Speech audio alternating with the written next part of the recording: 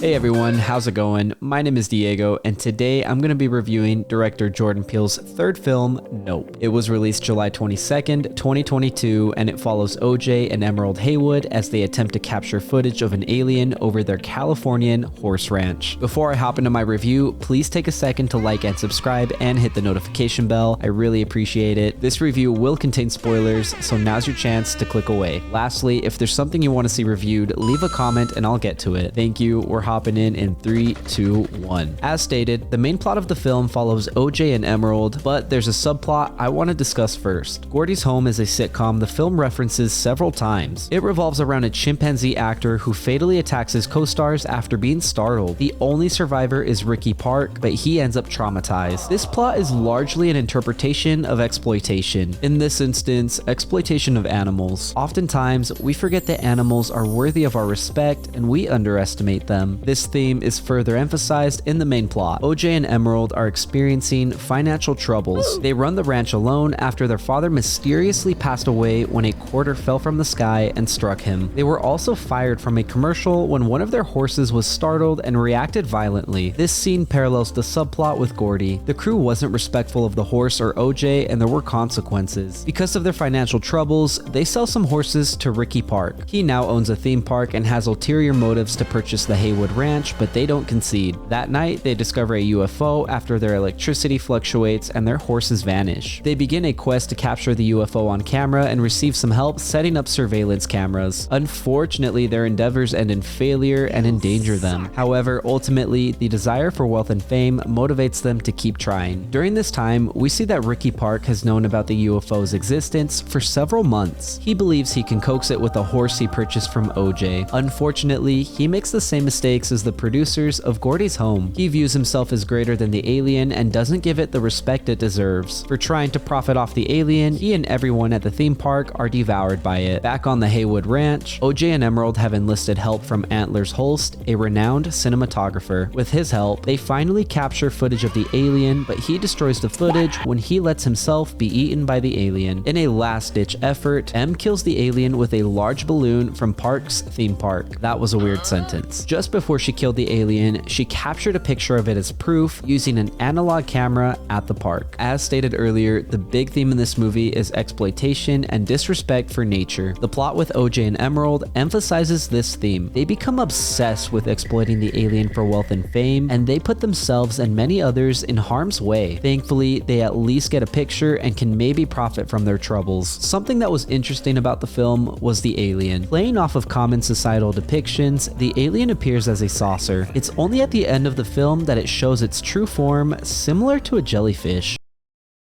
This didn't make the aliens scarier for me. I think aliens that appear humanoid and intelligent are much scarier than aliens with no defined shape. I think the unknown can be scary, but when the unknown is like me, I think it's a lot scarier. This is what made Us a much more enjoyable film for me. I genuinely believe that I am my own greatest enemy, and that scares me. Also, to be fair, I don't believe in aliens or extraterrestrial life. I think UFOs are very much real, but I don't believe they can be equated to aliens. As a result, the plot of this film didn't quite resonate with me the way Peele's other films have. Considering the actors and characters, I felt like mixed performances and portrayals were given. I thought Keke Palmer did a great job in her role as Emerald. She largely felt natural, and I appreciated the emotion she brought to her character. On the other hand, I was saddened by Daniel Kaluuya's depiction of OJ. I'm giving him the benefit of the doubt and blaming it on bad writing, but his portrayal felt very bland. Even when he wasn't saying anything in Get Out, his facial expressions spoke loudly. However, Nope, his straight-faced expressions put me to sleep. Regarding the acting by Steven Yeun, I was satisfied. He did a good job, but I didn't feel like he did a great job. I also largely enjoyed the acting by Brandon Perea as Torres because he provided comedic relief to a film I found boring at times. Speaking of boring, the film ran for 2 hours and 15 minutes and it felt very long to me. I thought the movie needed some serious improvements with the direction and pace. There were many scenes I felt that didn't add value to the movie. However, some scenes I really enjoyed and felt added value to the movie were the scenes with Gordy's home. I thought these scenes helped establish the tone and themes in the film much better than the main plot itself. In fact, these scenes were so good, Peele could have released them as a short film. I would have been much happier watching that than sitting through this entire film. Unfortunately for me, I didn't find the score and soundtrack to be much better than the direction and pace. I thought they were respectively good, but I wasn't impressed. I also wasn't too impressed with the dialogue. The only line that I found impactful was when Hulse said, "It's gonna be all right, Angel.